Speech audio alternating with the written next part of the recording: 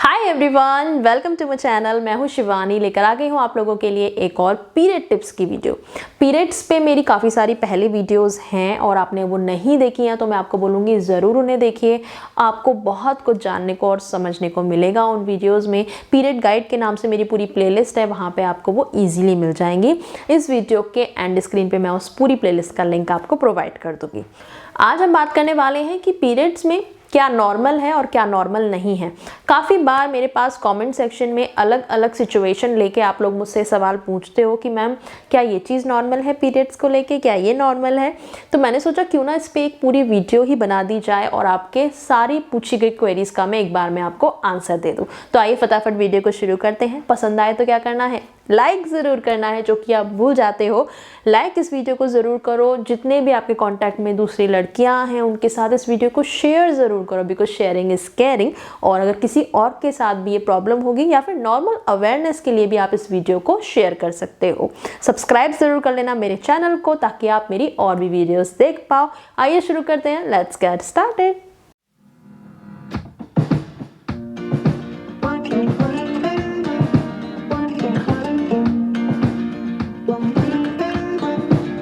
देखिए, सबसे पहले तो आपको अपने पीरियड्स को ट्रैक करना बहुत ज़्यादा ज़रूरी है।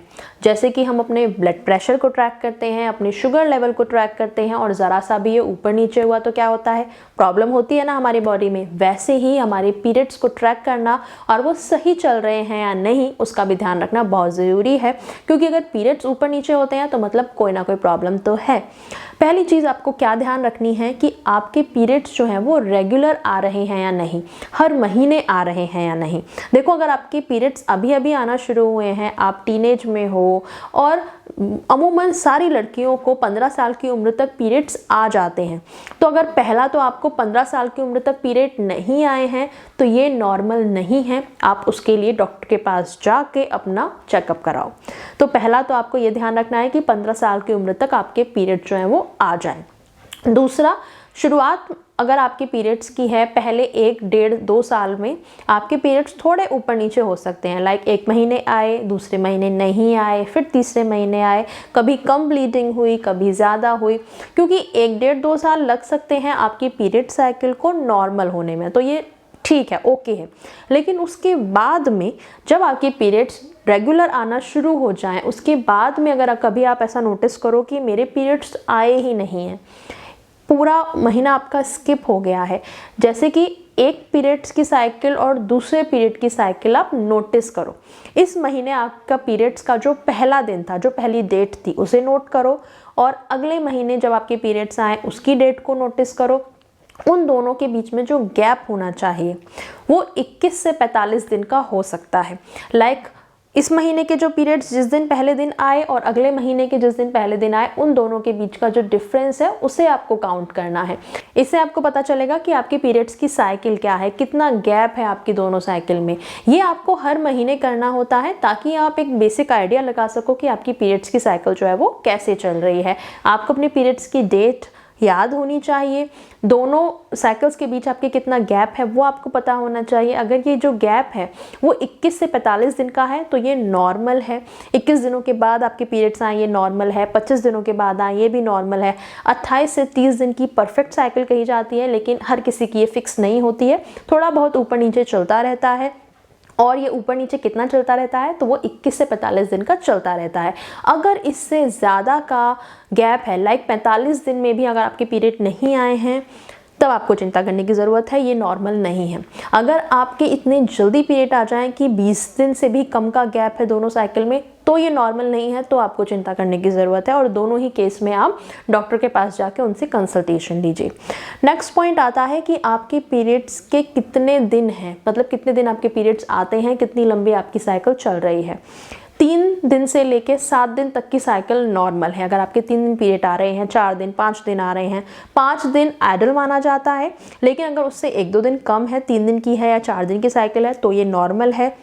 अगर 1-2 दिन ज़्यादा है, 6 दिन की है या 7 दिन की है, तो भी नॉर्मल है। मतलब 3 दिन से 7 दिन तक लेके ये नॉर्मल है। लेकिन अगर उससे भी कम आए, 1 दिन के पीरियड आए या 2 दिन के आए या 7 से ऊपर यानी 8, 9, 10 दिन की आपकी साइकिल आ रही है, तो ये नॉर्मल नहीं है, तभी भी आपको अपने डॉक्टर के पास जाकर उनसे चेकअप कराने की ज़रूरत है। नेक्स्ट चीज़ ये कि अगर आपको बहुत ज़्यादा हैवी ब्लीडिंग हो रही है अचानक से, तो भी ये चिंता की बात है। अब अचानक से हैवी ब्लीडिंग हो गई, और हैवी ब्लीडिंग कैसे है ये आपको कैसे पता चलेगा कि आपको पता होगा कि आपके हर महीने किस तरीके की ब्लीडिंग होती है, और आप देखो कि इस बार कुछ ज़्यादा ही हो रही है। हर 1-2 घंटे में आपको पैड बदलना पड़ रहा है, बहुत ज़्यादा आपको वीकनेस फील हो रही है, चक्कर आ रहे हैं, तो आपको डॉक्टर को दिखाने की ज़रूरत है। पीरियड्स में हल्का फुल्का दर्द होना, इवन पीरियड से 1-2 दिन पहले भी पेट में हल्का सा दर्द होना और डिस्कम्फर्ट होना, ये नॉर्मल होता है। लेकिन अगर दर्द इतना ज़्यादा बढ़ जाए कि आपसे बर्दाश्त ही नहीं हो रहा है, आप इतना ज़्यादा अनकंफर्टेबल और इतना ज़्यादा डिस्कम्फर्ट फील कर रहे हो कि आप बेड पे ही पड़े हो, आपको उठने का मन नहीं कर रहा है, आप बीमारी जैसा फील करो, जैसे हम बीमारी में बिल्कुल बेड पे पड़े रहते हैं, कुछ भी हमारा काम करने का मन नहीं है, हमें ऑफिस और स्कूल से छुट्टी लेनी पड़ जाती है। अगर आपका इतना ज़्यादा प्रॉब्लम हो रही है पीरियड्स में, तो ये नॉर्मल नहीं है। अगेन अपने डॉक्टर को एक बार दिखा के उनसे कंसल्ट कर लीजिए। पीरियड्स का मतलब ये नहीं है कि आप बीमार हो और आप अपने रेगुलर काम भी ना कर पाओ। थोड़ा बहुत डिस्कम्फर्ट होना चलता है, लेकिन बहुत ज़्यादा प्रॉब्लम है तो अगेन वो भी नॉर्मल नहीं है। तो इनमें से कुछ भी आपके साथ अगर हो रहा है, वो भी बिना किसी रीज़न के, कुछ ऐसे रीज़न होते हैं जिसमें आपका पीरियड्स की जो साइकिल है वो इफ़ेक्ट करती है। वो मैं आपको चीज़ें बता देती हूँ कि अगर आपके साथ ये चीज़ें हो रही हैं तो आपके पीरियड्स का ऊपर नीचे होना या ये सारी प्रॉब्लम होना नॉर्मल है। जैसे कि मैंने पहला एक तो आपको ये बताया कि आपके अभी अभी पीरियड्स आना शुरू हुए हैं और अभी 1 साल के अंदर आपकी पीरियड्स की साइकिल सेट नहीं हो पाती है, उसको सेट होने में थोड़ा टाइम लगेगा। तो शुरुआत का ही टाइम है आपके पीरियड्स आए हुए, तो आपकी साइकिल थोड़ी ऊपर नीचे हो सकती है। दूसरा, अगर आप कोई ऐसी मेडिकेशन पे हो कि जिसका असर आपके पीरियड्स पे हो रहा है, तो ऐसे में तो ये साफ सी बात है कि उस मेडिकेशन की वजह से आपके पीरियड्स की साइकिल हिली हुई है, या फिर आपका अभी अभी अबॉर्शन हुआ है, उस चक्कर में आपको बहुत ज़्यादा ब्लीडिंग होना या फिर ब्लीडिंग अगले महीने थोड़ा कम होना या डिले होना, ये सारी चीज़ें उसकी वजह से हो सकती हैं। अगर आपने कोई नया बर्थ कंट्रोल मेथड लिया है, तो बर्थ कंट्रोल मेथड बहुत सारे ऐसे होते हैं जो आपकी पीरियड्स को कम कर देते हैं या बहुत ज़्यादा बढ़ा देते हैं, ऐसे भी कुछ होते हैं, तो उसकी वजह से ऐसा हो सकता है। अगर आपको मेनोपॉज हुआ है, वो वाला आपका टाइम चल रहा है जब मेनोपॉज है, उसकी वजह से आपके पीरियड्स पे असर आपको देखने को मिल सकता है। अगर आपको PCOS PCOD की प्रॉब्लम है, तब आपकी पीरियड्स साइकिल जो है वो डिसबैलेंस हो सकती है। अगर आपकी लाइफ में बहुत ज़्यादा स्ट्रेस है, आप बहुत ज़्यादा परेशान हो, उसके चलते आपकी पीरियड साइकिल पे असर पड़ सकता है। अगर आपका रिसेंटली वेट चेंज हुआ है, एकदम से बहुत ज़्यादा आपने वेट गेन किया है या बहुत ज़्यादा वेट लॉस किया है एकदम से, उसकी वजह से आपकी पीरियड्स की साइकिल डिस्टर्ब हो सकती है। अगर आपको ईटिंग डिसऑर्डर है, आपकी लाइफस्टाइल ठीक नहीं है, उसकी वजह से उस पर असर पड़ सकता है। अगर आपको कोई सिस्ट या ट्यूमर है, उसकी वजह से आपकी पीरियड्स की साइकिल डिसबैलेंस हो सकती है। तो ये कुछ कॉमन रीज़न है जिसका असर आपकी पीरियड्स की साइकिल पर पड़ता है, और उसके अकॉर्डिंग ही फिर आप उसका ट्रीटमेंट करा सकते हो। कुछ रीज़न ऐसे हैं जिसमें कि अपने आप पीरियड्स की साइकिल ठीक हो जाती है, और कुछ रीज़न में आपको ट्रीटमेंट की ज़रूरत पड़ती है। तो अगर आपको वो रीज़न नहीं पता है कि आपके साथ ऐसा क्यों हो रहा है, अपने डॉक्टर के पास जाके, गायनोलॉजिस्ट के पास जाके कंसल्ट करो और उनसे इस चीज़ के बारे में डिस्कस करो। अगर आपको रीज़न पता है कि मेरे साथ ऐसा क्यों हो रहा है, तो उस रीज़न पे काम करो। कुछ चीज़ें ऐसी हैं जैसे कि बर्थ कंट्रोल मेथड आपने अगर लिया है, मेनोपॉज है, आपका स्ट्रेस है, उसके हिसाब से उस चीज़ पे काम करो कि कैसे वो चीज़ ठीक हो सकती है, आपकी पीरियड्स डिसबैलेंस जो है वो ठीक कैसे हो सकते हैं।